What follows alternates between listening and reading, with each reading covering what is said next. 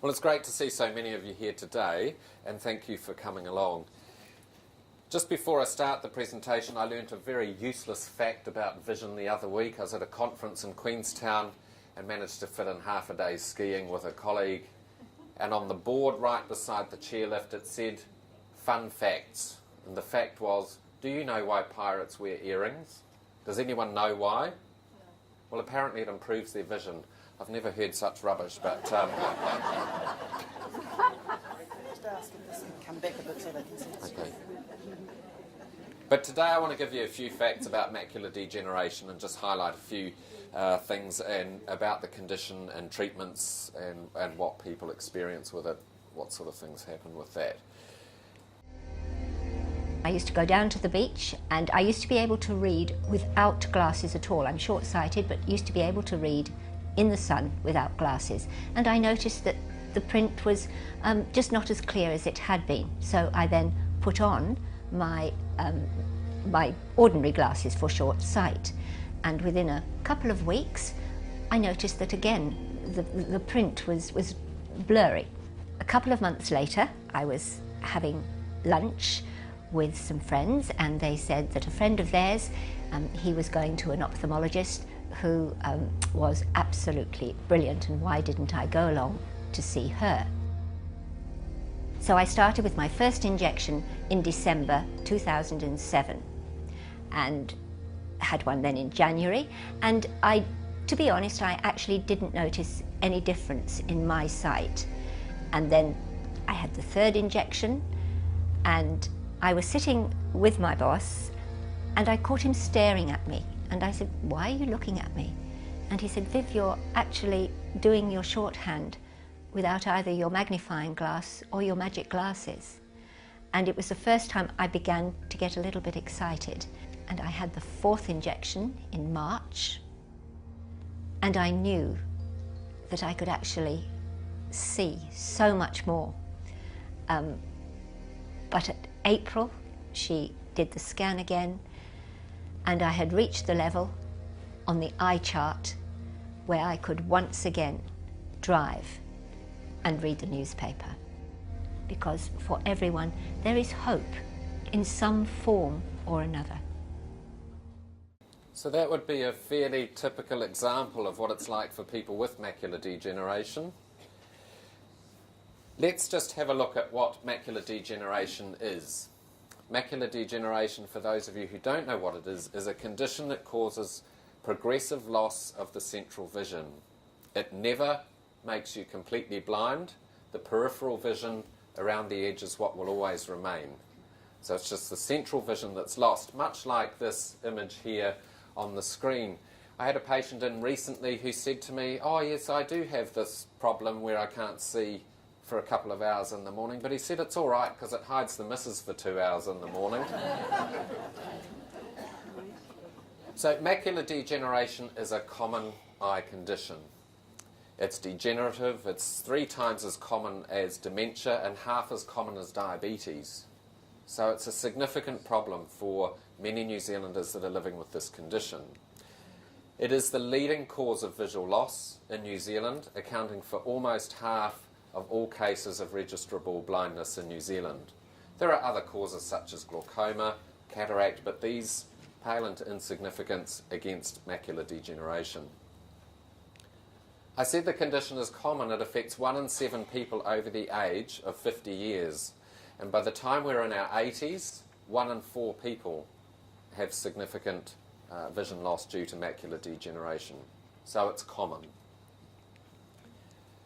It doubles the risk of falls, it increases the risk of depression, and is associated with 4 to 8 times the risk of hip fracture. Patients with macular degeneration are typically residing in nursing homes about 3 years earlier than they would need to otherwise. So how does macular degeneration compare with other health conditions? If we look at things like say heart disease, stroke, those sorts of things, then it is a significant problem for people, and it's akin to some of those entities depending on the extent of macular degeneration. So people with macular degeneration have problems with their activities of daily living. A lot of them fear blindness. Fear of blindness is much higher than, say, losing an arm or a leg or going deaf. Poor life satisfaction, and obviously there's a significant impact on family members caring for people with macular degeneration. As I've said, the impact on any one individual can be likened to heart disease or heart attack or stroke, depending on the extent of macular degeneration. And as I said before, depression is a significant problem amongst people with macular degeneration, with a 3 times increased risk, and about 30% of patients with significant macular degeneration will have clinical depression. Age would be the biggest risk factor for macular degeneration.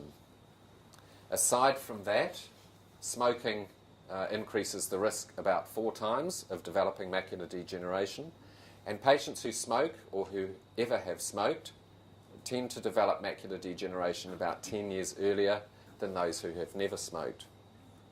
So it's a good reason to stop or never start. In terms of family history, if one or other parent has macular degeneration, then the children or offspring have about a 50% chance of inheriting the tendency to develop macular degeneration. That does not mean that they will definitely get it, but the chance of getting it is inherited 50% of the time. So this is why it's important you tell your family members. If you yourself have macular degeneration, it's important that your family members get checked as well. Because if it's detected early and you're aware of it, then there are treatments available, which we'll talk about shortly. So what is the macula? Well, the macula is the very central portion of the retina at the back of the eye. Now, the retina is the light-sensitive tissue which lines the back of the eye. The macula is this very central portion that I've labelled here, and that's the portion that's affected in macular degeneration. Basically, the eye functions like a camera. Light enters the eye at the front, is focused by the cornea and the lens, and then the image is focused on the retina. But importantly, it's focused at the very central portion of the macula. And that's where you get your high-quality detailed vision from, and your colour vision mainly. Let's take a look at the retina in a bit more detail. So the retina is the light-sensitive tissue at the back of the eye, and it is composed of about 10 layers. But where the problems occur is down in these basal layers at the bottom of the retina. Underneath that is a highly vascular layer called the choroid. And in healthy eyes, this is what it looks like. But as we get older, Bruch's membrane thickens, and we get the development of inflammatory debris sitting underneath the retina. And this occurs because nutrients can't pass from the blood vessels underneath the retina through into the retina, and the waste products from the retina can't be carried away by the blood supply. So you get this inflammatory build-up between the two layers, and these things are called drusen. When macular degeneration advances, so in the more significant forms such as the wet form, I'll go on to the 2 forms in a moment, we get the development of new blood vessels growing through this layer up underneath and into the retina. And this is what we call neovascularization, or new vessels. Now, the new vessels themselves aren't necessarily a problem in the first instance, but it's when they go on to bleed and leak fluid that it causes swelling within the retina and underneath it, and that's when the vision gets worse. Significantly worse, and quickly. So this is the form of wet macular degeneration. There are 2 forms that we recognise as the dry form, which obviously doesn't have fluid leakage, and the wet form, which does. The dry form generally consists of just drusen, or worn out patches of the retina called geographic atrophy, and the progression of this form is generally slow and gradual, as opposed to the wet form, which is rapid or sudden and severe. So when I look in an eye in clinic, or your optometrist checks your retina, and they see signs of dry macular degeneration, this is the sort of thing they'll see. There's the optic nerve over there on the left, and then there's all these sort of paler areas that represent thinning or atrophy. There are also some scattered drusen noted there. But in the wet form, which is characterised by leakage of blood and fluid underneath and within the retina. And this is an example of the sort of thing we might see. What sort of symptoms do people describe when they have macular degeneration? In the early stages, you may not notice anything.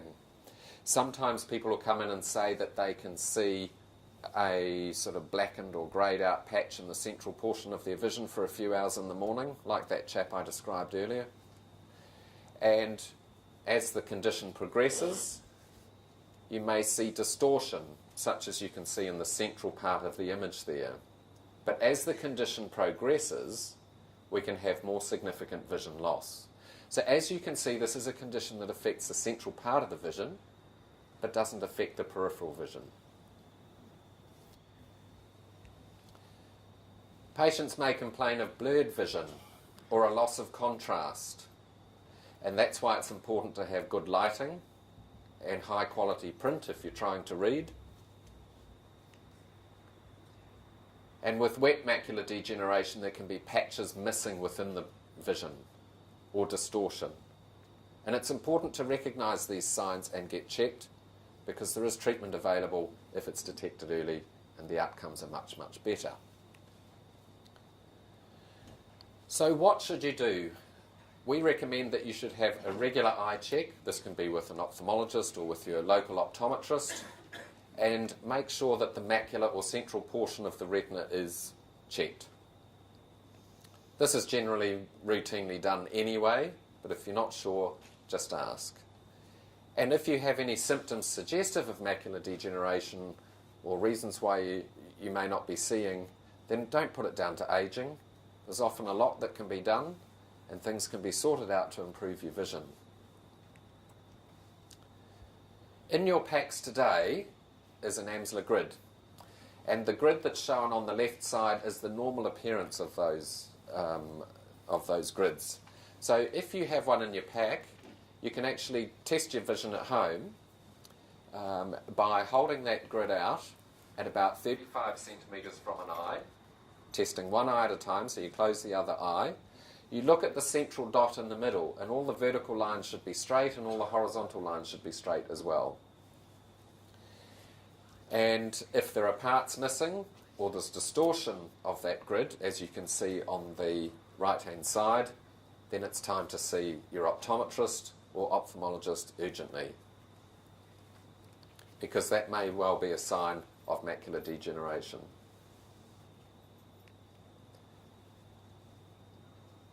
Some of you may have heard about supplements for macular degeneration, things like lutein or vitamin C, vitamin E, those sorts of things. Lutein is contained in green leafy vegetables, and it amazes me how many people in clinic I say, oh, you should eat lots of green leafy vegetables, and they go, I don't like vegetables. You know, I wonder what people eat sometimes, but lutein is a very important ingredient in your diet, and it has been shown to slow the progression of macular degeneration, along with other agents as well. Obviously, for people that don't like green leafy vegetables, and there are so many of them, it's unbelievable, but for those people that don't eat vegetables, then a lutein supplement is generally recommended. But this is something that you should always make sure is okay with your doctor or eye specialist or optometrist before commencing such supplements. Eating the oily varieties of fish such as salmon or tuna, sardines, these contain omega-3, which is one of the essential fatty acids, which means we need to take it in our diet. Our bodies can't manufacture it. But the omega-3 fatty acids have been shown to slow the progression of macular degeneration, in addition to the overall cardiovascular health benefits. A lot of this information comes out of the age-related eye disease studies, which were 2 large trials conducted in America by the National Eye Institute. And a combination of supplements such as vitamin C and E, zinc and copper, and lutein and zeaxanthin was shown to slow the progression of macular degeneration by anywhere between sort of 20-25%. So there was a 25% risk reduction of developing advanced macular degeneration from the early forms, and about a 19 or 20% reduced risk of vision loss in moderate to advanced macular degeneration.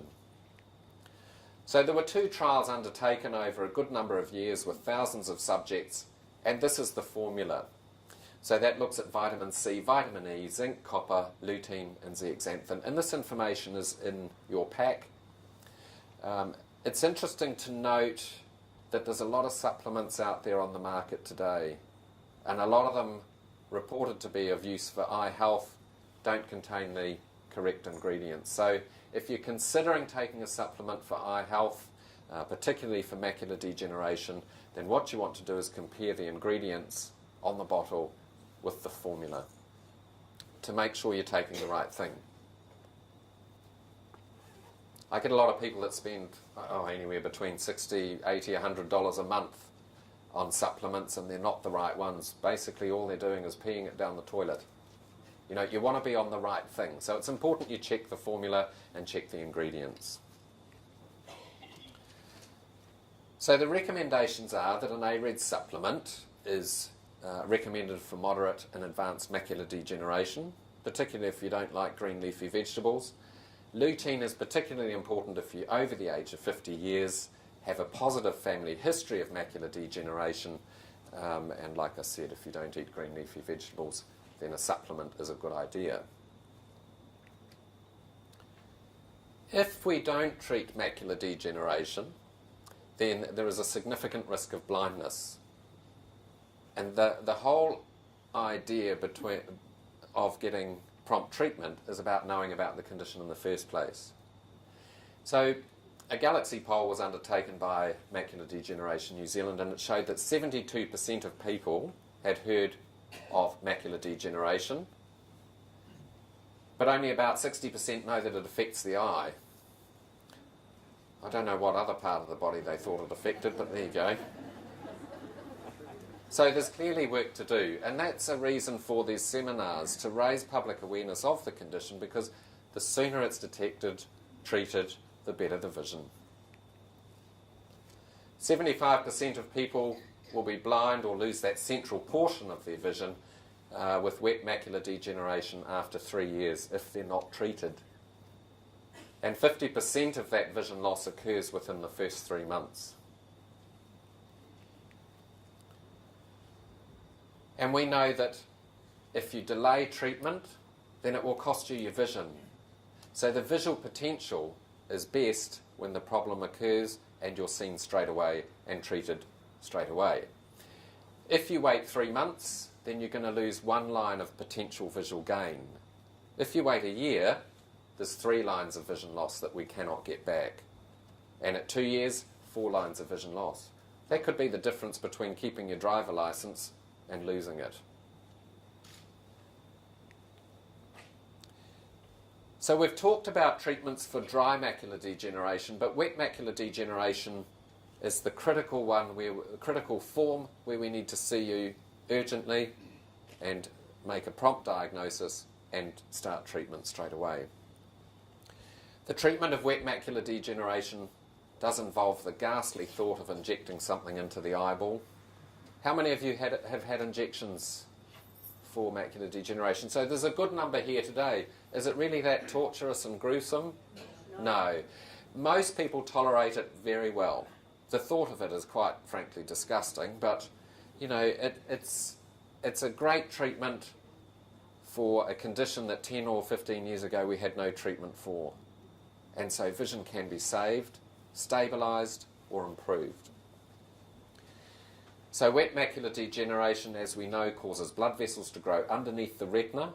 They can leak fluid and compromise the vision.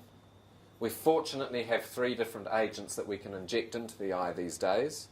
to stop the leakage from those blood vessels and cause regression of the vessels. So we've got things like Avastin, Lucentis, and Eylea, and they're all blocking a substance called vascular endothelial growth factor. This is a special growth factor that's released in eyes with macular degeneration that causes the new vessels to grow. So each of these agents are a little antibody that bind to the receptors on those blood vessels and cause them to stop leaking and regress. And as I've said, they can stabilise vision and prevent vision loss if we treat early enough. Avastin and Lucentis are very similar agents. They are given by 4-weekly injection, and they tend to have equivalent effects. There have been a lot of studies looking at equivalency. Eylea is another agent, works slightly differently to Avastin and Lucentis, with a slightly more prolonged action. And that can be given at 8-weekly injections, so every 2 months, meaning fewer injections over every 12-month period. One of the issues in New Zealand, though, is that only Avastin is funded. So other agents such as Lucentis and Eylea tend to have to be paid for out of pocket. Often the insurance companies don't cover these other agents either, as some of you may already know. But they have their place, things like Eylea and Lucentis. If somebody doesn't respond to Avastin, although most people do, then we can move to different agents and switch back as we need to. How successful is the treatment for wet macular degeneration? Well, we know that 95% of people will achieve stable vision, 40% will retain their driving vision, and 30% of people will gain 3 lines on the vision chart. And if your vision's poor, even 1 line of vision gain on the chart can be significant.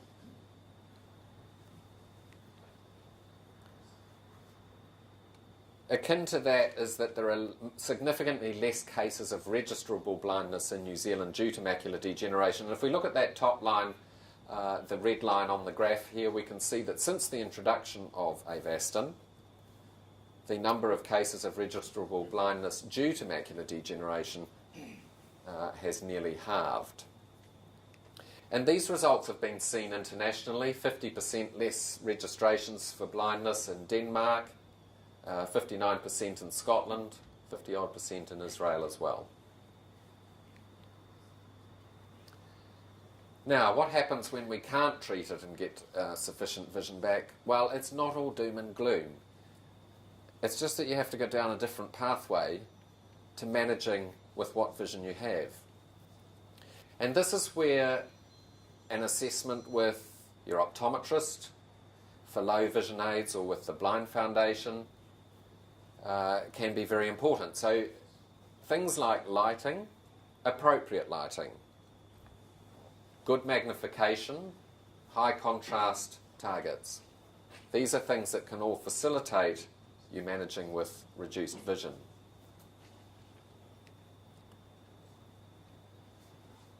In the last 12 months or so, there has been significant gains with government in terms of looking at making sure people are well supported with macular degeneration. And that comes about due to education and awareness, having appropriate treatments, making sure the DHBs are funded appropriately for this treatment, because there are issues around different DHBs in the country in terms of funding for treatments. But everybody in the country should have access to the sight-saving treatment. Macular Degeneration New Zealand commissioned Deloitte to find out how much macular degeneration costs New Zealand. And that figure was pretty staggering at $391 million in 2016. So MDNZ has had a role in talking to government about this and investing in awareness, because for every $2.8 million investment, we can gain $70 million in benefits. And those benefits come about due to reduced burden of macular degeneration through early detection and treatment. So less hip fractures, less falls and the costs associated with that, keeping people in their own homes and keeping people independent. And this is significantly less costly than allowing macular degeneration to progress to the point where there's no central vision remaining. People often ask me, what can I do? Well, as Barack Obama said, change only happens when ordinary people get involved, get engaged and come together to demand it. One voice can change a room, and those voices can change a nation. So macular degeneration recommends you tell your family and your friends, and maybe have a chat to your local MP, because it's people like you that can drive the change to ensure that there's good treatments and access to treatment for each and every one of you. I just want to leave you with a message of hope from a well-known New Zealander. The key message for me is that people ought to be told that they need not be afraid. Macular degeneration may well become part of people's lives, but we can live with it.